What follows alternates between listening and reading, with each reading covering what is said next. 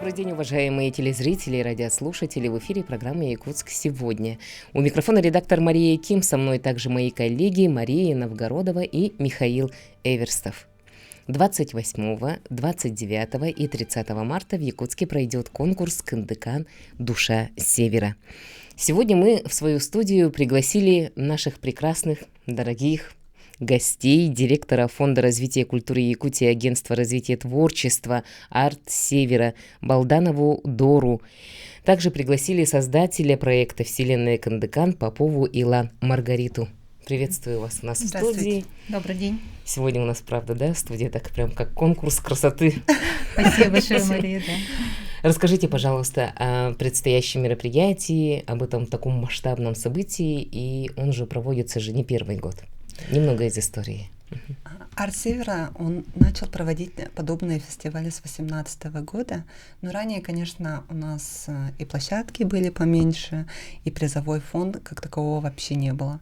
Потом настала пандемия, и во время пандемии мы начали развивать нашу электронную платформу, наш сайт, и таким образом мы привлекли почти всю Россию. Вот по статистике посмотрели, у нас, оказывается, были охвачены все регионы России. Ничего себе! Да, за это время.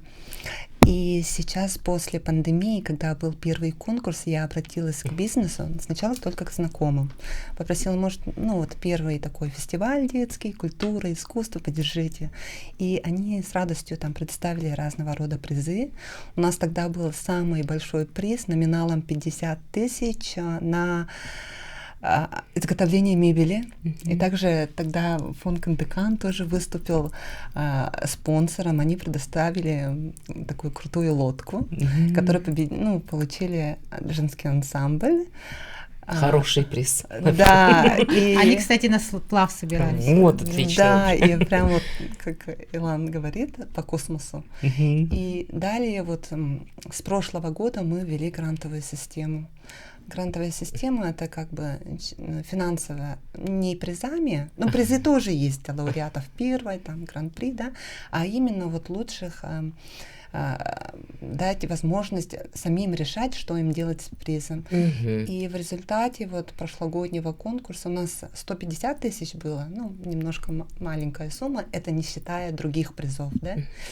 И мы посмотрели, что победители, которые получили 100 тысяч, они сшили себе костюмы для выступлений, а 50 тысяч они создали клип. На родном языке, на якутском, куда вовлеклись и родители, и сами дети в создание вот этого клипа. Все в дело прям. Да, поэтому очень результаты хорошие. И вот мы очень благодарны Фонду развития культуры Якутии, да, Доре Балдановой, то, что за поддержку нашего проекта, да, вот символом фестиваля с прошлого года является персонаж Кындыкан, как символ отваги, силы, веры и истоков, да, вот сохранения своих корней. И в этом году Фонду развития культуры удалось сделать, наверное, первый прецедент не только у нас в республике, а вообще по стране. Денежный приз, получается, призовой фонд составляет 500 000 рублей. Да, и здесь еще получается, плюс будут дополнительные призы от партнеров, да, остальные. А это получается как грантовые средства, которые получат лучшие финалисты, участники, призеры наших конкурсов. Плюс еще очень большая получается система поощрения, мотивации для педагогов. Арт Севера с начала своей деятельности, с первых проектов, они поощряют педагогов, вручая специальный знак Арт Севера, да, лучший педагог Арт Севера, который сопровождается бриллиантом, самым настоящим бриллиантом. И есть такие участники-педагоги, которые уже собирают несколько бриллиантов. Да, по 3 есть. Хорошая коллекция. Да, и в этом году тоже также эта традиция сохранена, и бриллианты будут вручены вместе с благодарственными письмами министерств и наших органов системы образования, культуры. Отлично. Я так понимаю, что сейчас заявки все еще принимаются, да? Да, заявки принимаются на сайте artsevera.com. до 23 марта. Включительно. Да, включительно. Поэтому я думаю, что здесь большая не только мотивация в качестве призов, это самое важное, что у аналогичных конкурсов, вот преимущество Арт-Севера, что они дают профессиональные площадки. Все участники, получается, выступают на лучших сценах. Это Саха-театр, это центр Гагарина. То есть у них есть возможность проявить именно на профессиональной площадке свой талант и получают профессиональные связи. С прошлого года также главным партнером проекта является Арктический государственный ныне университет искусств, культуры, креативных технологий, индустрий. И компетентное жюри, состоящее из педагогов, получается, отбирает смотры и отбирает лучших победителей.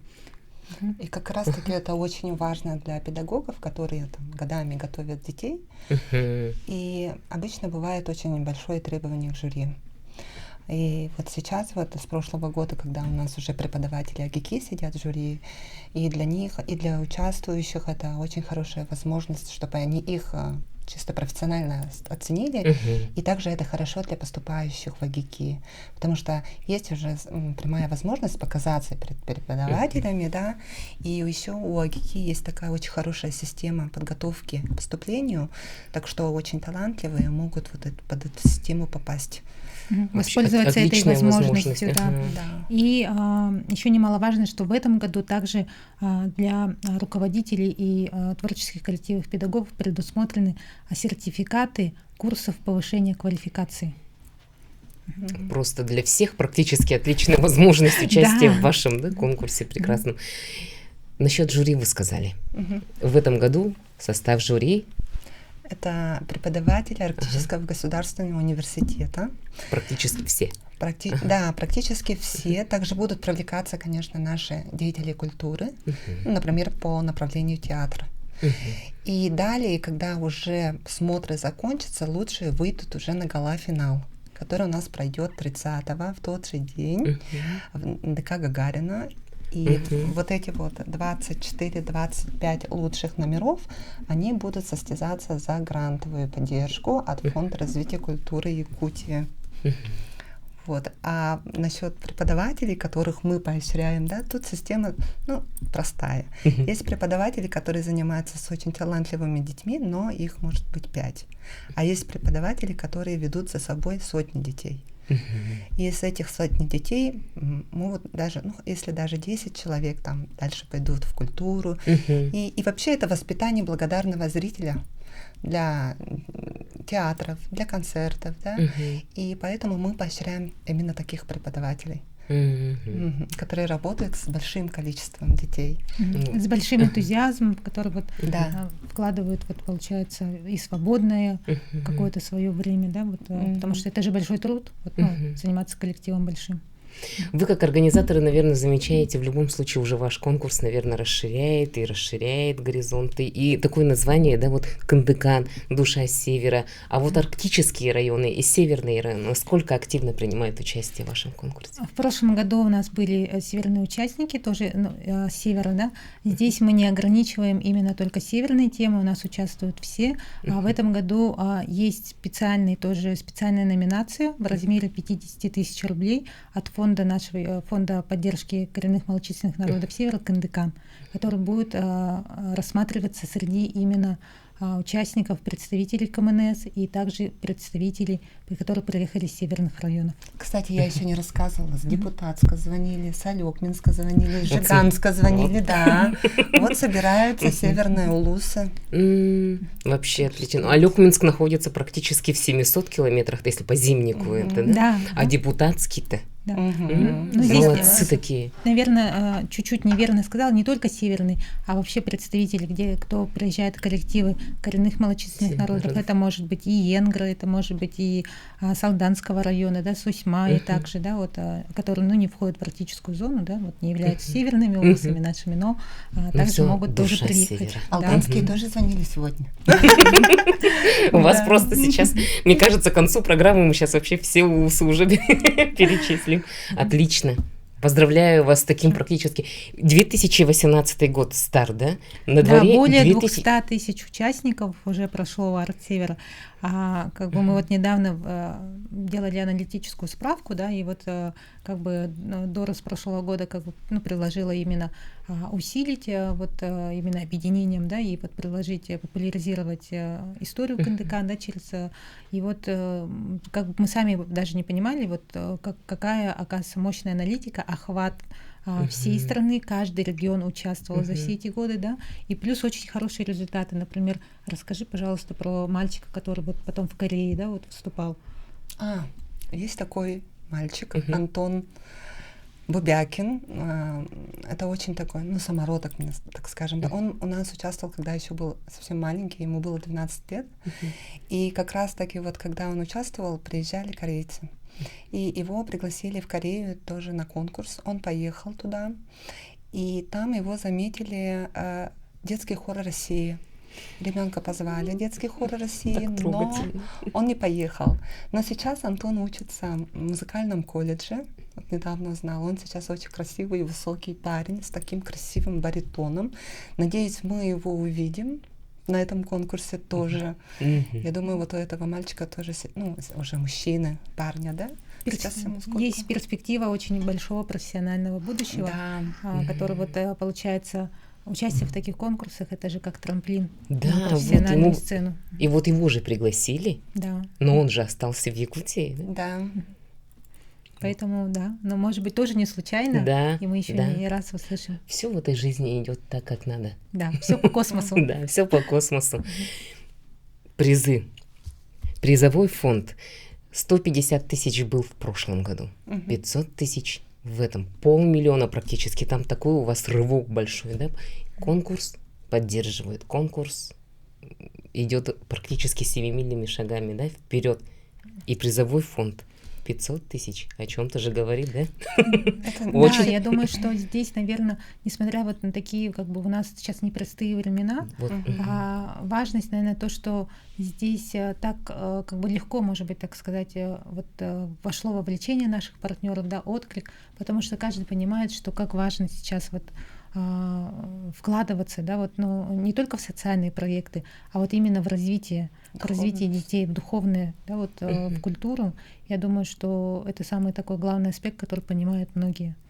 Потому что через культуру, да, если что-то тяжело, то все равно вот именно после каких-то, даже циклично смотреть, то после каких-то тяжелых времен расцвет культуры же происходит именно, вот культурной деятельности.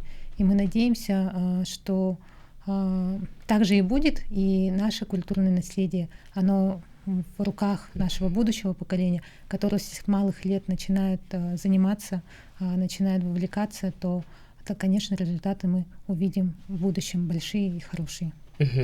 Эти цифры только радуют, если честно. Значит, есть люди, у которых душа болеет за это.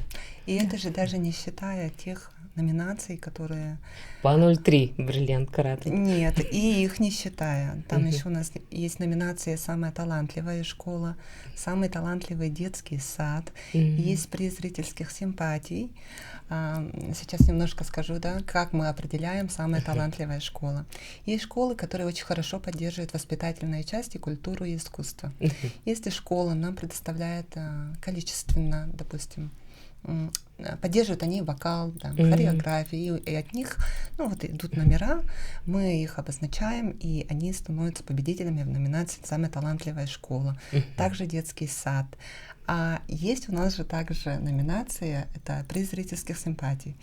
У нас гала-финал проходит ДК Гагарина, это немножко не центр, и есть сейчас, у нас в прошлом году, была проблема зрителей. И когда вот выступали наши участники, на них смотрели, совсем мало народу. И в этом году мы решили поощрить таким образом, что приз зрительских симпатий получает коллектив, у которого больше всех поддержки. Группа поддержки. Придет на гала-концерт, который пройдет 30 марта. Да. Вот, и тогда... Ну, я думаю, уже все там никто не поместит. Мне кажется, придут. И также у них есть возможность без смотров пройти на гала-финал благодаря своей Ну вот именно в этой поддержке. номинации, то есть показать тоже свой талант и уже вне конкурса, получается, за приз зрительских симпатий тоже весомый как бы приз проявить перед компетентным жюри свое творчество. Ну, такие молодцы в плане того, что 2018 год вы проводите первый свой конкурс, в 2019 пандемия ковид, но вы не растерялись, да? Вы так взяли, адаптировали практически и 3 года, да, я так понимаю, да, проводили в другом формате? Да, ну, во время пандемии у нас чисто онлайн был. И после пандемии, вот в 2023 году уже, когда первый фестиваль начинали, это было очень волнительно. Конечно, мы же все дома сидели, а тут... И журфикс нас тогда очень хорошо поддержал. Анна Иннокентьевна, и прямо вот наш победитель, у него этот целый... Как называется? Ну, статью про него и про его семью, журфикс написали, и вот это вот тоже очень классно. Да, было. это очень хорошая тоже мотивация. Да. И в целом, как бы, Доре Борисовне удается вот каждый год, получается, трансформировать и развивать, выходить на новый уровень, да, вот проведения конкурсов. И в этом году еще также итогом станет это, мы хотим провести по итогам круглый стол с привлечением общественных организаций, общественной палаты, министерств, культуры, ведомств и выработать вместе с коллегами, получается, проводящими подобные тоже форматы, да, о важности с привлечением тоже всех коллег по цеху, так называемый, да, вот, и выработать общие методические рекомендации, все самые успешные практики, куда войдут самые лучшие коллективы, да, участвующие в конкурсах Арт-Севера, как методические рекомендации и каталог лучших практик для нашей республики и для регионов. И это будет размещено также на сайте Арт-Севера, где педагоги, руководители, просто участники, да, могут ознакомливаться и обмениваться опытом. И применить на практике. Да? И, ну, в том числе и обрести профессиональные связи в дальнейшем для какого-то тоже взаимодействия, каких-то коллабораций. Да, Объединение — это сила наша. Формат масштабирования тоже, да, такой вот своеобразный.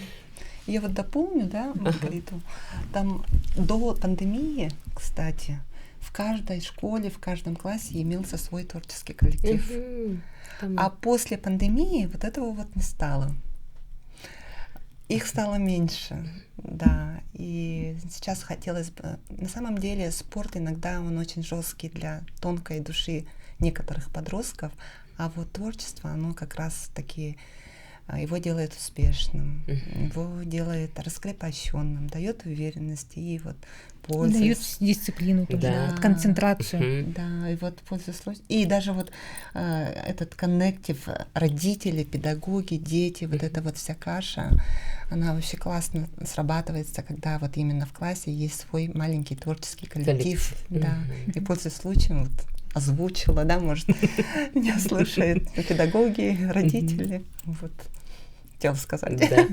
Тоже же хорошая сверхзадача, да, для каждого педагога у себя в классе творческий коллектив. Ну, не все спортсмены, вот, ну, не все технари. Вот есть люди вот с такой тонкой натурой, и мне кажется, это отличная идея. Да, это Сейчас вторая успешность. Да, надеюсь, что это услышат. Да, и Якутия — это И же примут к сведению. территория именно талантливых людей, вот, где каждый первый обладает каким-то талантом, да, и вот раскрытие вот этого творческого потенциала, думаю, что в этом это очень хорошая площадка. Яркие представители этого, вот мы уже выросли. Да, спасибо большое. Ну и продолжаем нашу беседу. Буквально у нас там минута осталась, маленечкой истории. Когда эта идея пришла, совсем буквально несколько слов. Эта идея пришла, когда бриллиантовые нотки. Они давно же проводят. И у меня дети все время участвовали, и я такая подумала, может, тоже попробовать. Ну, хорошо. Получилось. Да, вдохновились уже успешным опытом. Да. Но так идет и развитие, так и работает здоровая конкуренция, да, вот когда все приводит к очень хорошим как бы результатам. Чтобы больше стало таких фестивалей. Не только вот бриллиантовые, не только мы, да, не только полярные, а чтобы их было больше и больше и больше. Это и тоже у детей, развитие. Да, и у детей, и у педагогов было больше возможностей. Но цифры внушают. Более 200 тысяч. Призовой фонд этого года 500 000, не считая призов других. И я желаю вам успехов через 2 года. 10 лет. Спасибо большое. Только вперед. Всего хорошего. Спасибо большое вам за то, что вы к нам пришли. К десятилетию встретимся, да? Мы продолжаем нашу программу. Сейчас у меня в гостях Инна Геннадьевна Михалева, заместитель директора по учебно-методической работе Института государственного администрирования якутского филиала. Приветствую, Инна Геннадьевна, у нас в студии. Добрый вечер. Спасибо, что приняли наше приглашение и пришли рассказать о своем общеобразовательном учреждении. Я хотела бы узнать о вашей работе. Об институте. Об институте, да? Ага. Ну, наш вуз был создан очень давно, 11 декабря 1993 года. То есть в сфере образования мы уже работаем более 30 лет. Вот, сначала был создан головной вуз, потом открылся филиал в городе Якутске. Сегодня в филиале в городе Якутске обучается студентов уже около 370 человек. Ежегодно вуз выпускает более 500 квалифицированных специалистов, которые работают в различных сферах, ну, на рынке труда в различных сферах. В сфере малого и среднего бизнеса, на предприятиях, на организациях, в общем, везде. Преподавательский состав у нас это профессора и доктора наук. Вот. Ну, также у вуза есть бессрочная аккредитация. Мы, значит, основной головной вуз у нас находится в городе Москва. Филиалы это Улан-Удэ, город Якутск, город Клин. Также в вузе есть несколько представительств. Это Нефтеганск, Ржев, Казань. Как к вам поступить? К нам поступить, в принципе, достаточно просто. Ну, так серьезно, институт государственного администрирования. Ну да, достаточно зайти на наш сайт, на сайт головного вуза или на сайт якутского филиала, и там на главной страничке просто подать заявку. Нажимаете кнопочку «Подать заявку», и это первый шаг для поступления. В дальнейшем с вами свяжется специалист, все вам все объяснит, все расскажет, как говорится. Также к нам можно поступить, позвонив просто по телефону, то есть рассказать о себе, какой уровень у вас образования, с вами точно так же вам все ответят, либо написать просто письмо на электронную почту. Либо просто зайти к нам в филиал. Если вы живете в Якутске или там проездом в городе, пожалуйста. То есть поступить достаточно просто. Лишь бы желание было. Лишь бы было желание, да. Приемная кампания когда начинается у вас? Приемная кампания 20 июня. 20 июня. Да. Ну, уже можно обращаться. В принципе, у людей разные вопросы. Мы всегда отвечаем, мы всегда на связи.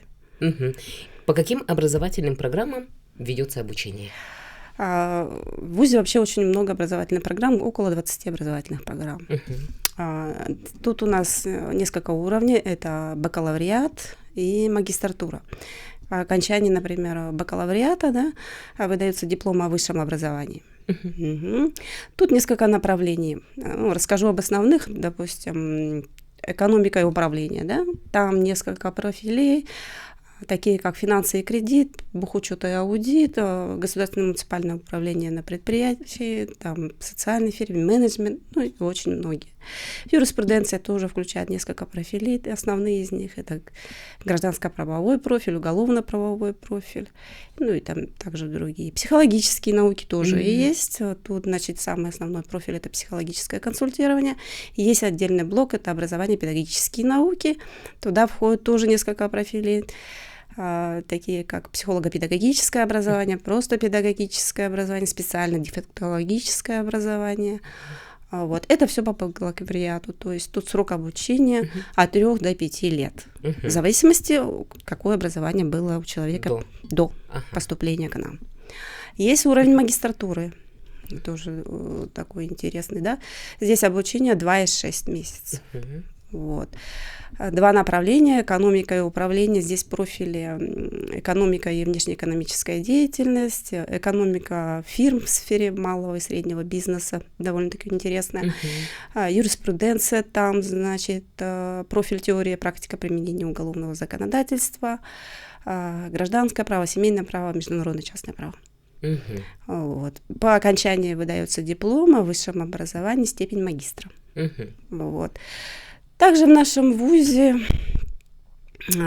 активно развивается дополнительное образование, то есть здесь программа профессиональной переподготовки и программа повышения квалификации.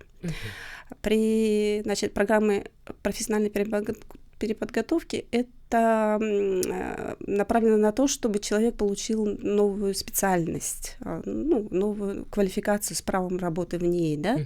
То есть такие программы это от 250 часов до 504 часов. То есть, соответственно, человек обучается 2 месяца, 3 месяца или 4 месяца. А программы повышения квалификации, они направлены на то, чтобы углубить свои знания, как-то их закрепить и так далее. Такие программы от 16 часов и выше. В сфере доп. Образования тоже очень много программ. Там такие основные, как логистика для всех, управление на предприятии, экономика, управление персоналом, управление в сфере высшего образования, IT-технологии, ну, очень много программ, в общем. Это вот именно по повышению квалификации? Именно просто. по повышению квалификации. Хорошо. Также выдаются дипломы, вот, при повышении квалификации выдается удостоверение, а при окончании переподготовки выдается диплом о переподготовке. Хорошо, давайте вот так вот практический момент. Мне 45, я решила повышение квалификации пройти. И вдруг я решила пойти по линии, которая сейчас очень актуальна, IT-сфера. Мне нужно опять же подойти к вам, сдать документы. Да. В любом случае это же платно будет, да? Да, это будет платно, да. Примерно сколько будет, сколько я должна накопить? Ну, цены, конечно, разные. Сейчас не могу сказать. Ну, в среднем от 20 до 20 тысяч, смотря какая программа. В общем, там надо смотреть, сколько часов это все вот это. Очень хорошо. Да, так что, если даже вам 45, пожалуйста, приходите. Не ставьте на себе крест, да? Да, приходите, учитесь, учиться в любом возрасте. Спасибо большое. Ну и цены такие, да, не кусачие? Ну да. Сейчас как обучение студентов проходит? Обучение студентов проходит в очной форме, очно-заочной форме и заочной форме. Также есть обучение с использованием современных информационных технологий с элементами дистанционного образования. Вот. К абитуриентам применяются различные гибкие графики обучения, то есть мы подходим с индивидуальным подходом, когда человек может выбрать для себя, вот особенно по курсам повышения квалификации, удобный формат, удобное это очень время. Важно. Да, удобное время для обучения. И вот особенно вот по курсам, то есть если вы целый день на работе, то вы можете обучаться вечером, допустим. И получается практически сейчас... Ладно, хорошо, я уже поняла это, я все про себя, да про себя. Любого родителя интересует вопрос по общежитию. Ну, в якутском филиале нет общежития. Вот. Ну, так вот. Ну, понимаем, да, конечно, в любом случае. И да, иногородние у нас тоже учатся. Если человек даже совсем далеко живет, да, в отдаленном поселке, там в деревне, в Улусе, да, далеко, то у нас есть удаленная форма обучения для таких. Вот как вы говорили, да? Да, то есть индивидуальный подход мы каждому. Все рассматриваем. Все, да. Приемная кампания начинается 20 июня, и сколько она продолжится? До конца августа. До конца августа. Если не изменится ничего. Ну, собирается же, да? Ну, 20 июня, да, точно начинается уже в 26-м году. Опять же, принимаются документы по всем условиям, которые идут по правилам. Да, и даже уже можно сейчас уже обращаться в институт, предоставить свои документы, мы будем рассматривать, общаться, что-то предлагать. Ну да, опять же, да, все индивидуально. Все индивидуально, да, конечно. Очень хорошо, потому что в любом случае такие же вопросы очень мучают же нас, да, в любом случае там, оказывается, можно и к вам просто позвонить и узнать. Да, по номеру телефона просто позвонить, даже просто написать нам. на электронную почту. Мы всегда отвечаем в рабочее время, мы работаем, у нас удобный график работы, 5 дней работаем, 2 дня выходных, в рабочий день мы всегда отвечаем. Так что... А сколько коллектив у вас человек? Коллектив у нас 6 человек. Ну, это я имею в виду без преподавателей, это основные. Административный состав. Административный состав, да, в Якутске. Ну, у вас сейчас еще с рабочим визитом, у вас здесь в Якутии пребывает ректор, да, института? Да, наш ректор института, Тараканов Александр Валерьевич, он здесь в Якутске. Ну, периодически такие вот приезды в любом случае под контролем. Да.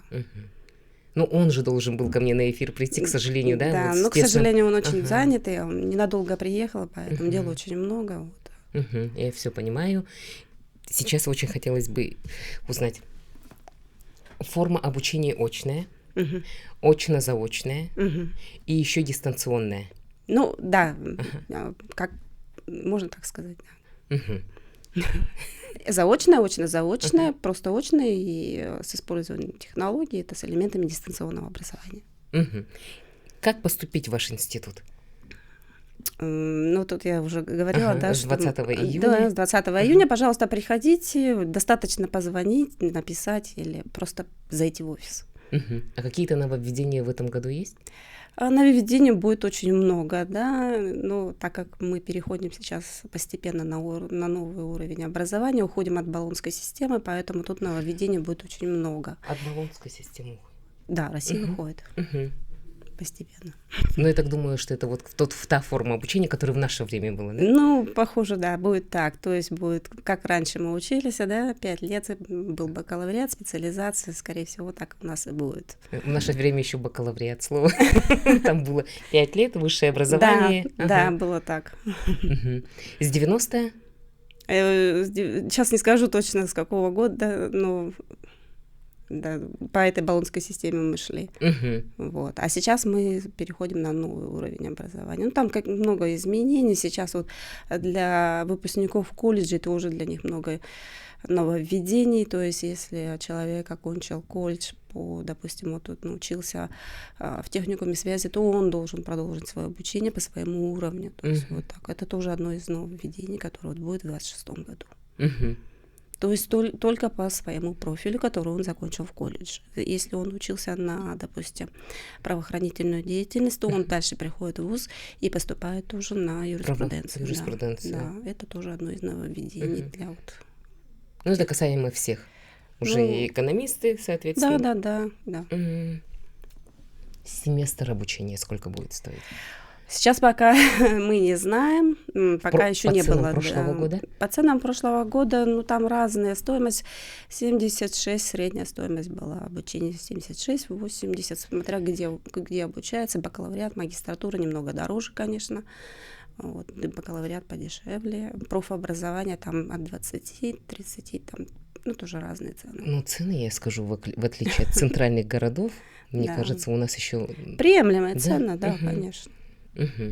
А горизонт, опять же, вот география поступления студентов? Студенты у нас учатся, ну, прям со всей Якутии. С разных районов, с разных деревень. Ну, то есть очень, даже отдаленные поселки, вот эти вот Смирново, Снеринги, ну, отовсюду. Я сейчас не могу сказать, практически отсюда. Вот. Сейчас уже сколько студентов у вас? А на сегодняшний день 370 человек. 370 человек. Да, у нас обучается. Очень внушительно. Ну, а так вообще вуз выпускает со всех, вот у нас же много филиалов, много представительств, выпускает где-то 500, где-то свыше 500 выпускников выходит ежегодно. Ежегодно, да. А на дистанционную форму обучения у вас, с вашим индивидуальным подходом, на дистанционной форме обучения выбирают какое количество учащихся студентов? Мне кажется, ему очень удобно, мне сейчас вообще всем дистанционно обучаться. Ну да, многие, конечно, хотят, они хотят сидеть в комфортных условиях, дома, да, то есть кто-то, может быть, не то, что комфортно. Сейчас у нас авиаперевозки очень дорогие, да, купить билет, чтобы слетать на сессию, это очень дорого стоит. Многие себе просто этого позволить не могут, и, конечно же, мы вот подходим к ним с таким вот подходом, что они обучаются у нас удаленно. То есть они регистрируются у нас в программе, заходят в свой личный кабинет, там проходят регистрацию, им, значит, выдается график обучения на дни, там, ну, все это открывается, им выдается план обучения, то есть какие предметы они должны пройти, и они самостоятельно готовятся, то есть им же также выдаются лекции, либо там им онлайн-лекции, да, вот у нас в магистратуре тоже есть такое онлайн-лекции, да, они проходят обучение, слушают, потом сдают зачеты и экзамены. То есть достаточно удобно. Мне очень удобно. Очень удобно, Если, да. допустим, сидит мой племянник в Батагае, а выехать не может, к сожалению. Да, допустим, ему дорого очень лететь в Якутск, правильно, да, или там он работает, да, тоже, там, допустим, не хочет как-то покидать работу, то, да, конечно, он может на такой форме обучения у нас обучаться. Это с самого начала такая форма была, да? Да, Прием. было у нас, ну, не с самого начала, когда мы уже давно работаем, 30. почти 30 лет, да, даже больше 30 лет. Это вот, ну, последние десятилетия у нас такое есть. То есть удаленная форма обучения тоже есть. Хорошо, когда учебные заведения адаптируются, да? Да, мы адаптируемся, стараемся идти в ногу со временем, и поэтому мы вот такие предлагаем гибкие графики, да, чтобы было удобно для вас, удобно, чтобы вы могли выбрать свой формат обучения, да, даже время обучения, да. Допустим, человек целый день сидит на работе, а вечером у него свободное время. Да, пожалуйста, обучайтесь там. В общем, это очень большой плюс ваш формат обучения, мне кажется, для арктических улусов, да? Арктических, ну, и наших Мирный, Алёкминск, оттуда такие цены прилететь. Конечно. И каждый семестр же надо...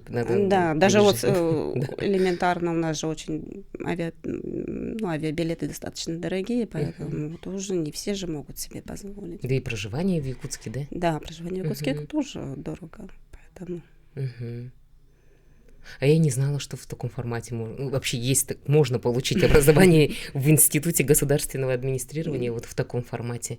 Но практика очень хорошая. Да. Вот. Ну и также у нас, как обычно, если человек выезжает на сессию, мы выдаем справку вызов, он относит себе эту справку на работу, ему, значит, выделяют учебный отпуск, как правило, там 20-25 календарных дней в один семестр, да, и он выезжает, если ему, даже, может быть, кому-то и оплачивают дорогу, ну, тоже такое бывает, и поэтому таким образом у нас тоже обучаются.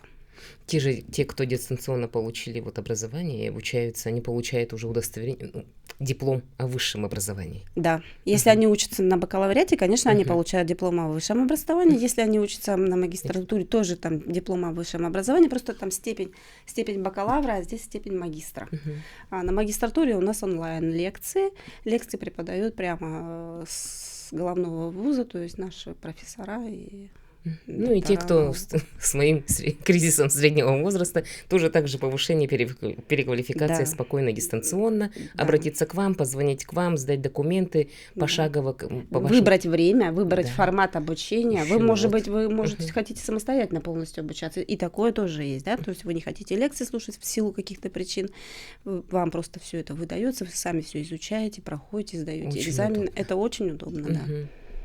И очень по-современному.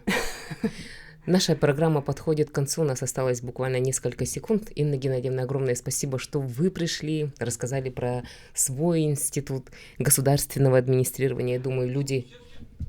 До свидания. До свидания.